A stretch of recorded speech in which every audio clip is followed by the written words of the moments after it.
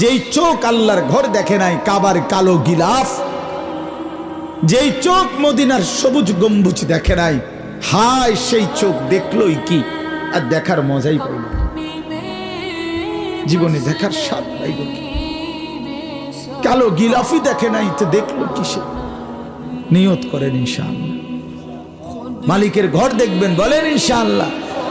রাসূলুল্লাহর রওজার সামনে দাঁড়াবেন, বলেন ইনশাআল্লাহ। হ্যাঁ, নিয়ত করে দিল থেকে চাইতে হবে, দিল থেকে চাইতে হবে। আল্লাহ তৌফিক দেবে। আপনি চাইতে হবে, হক আদায় করে চাওয়ার মতো চাইতে হবে।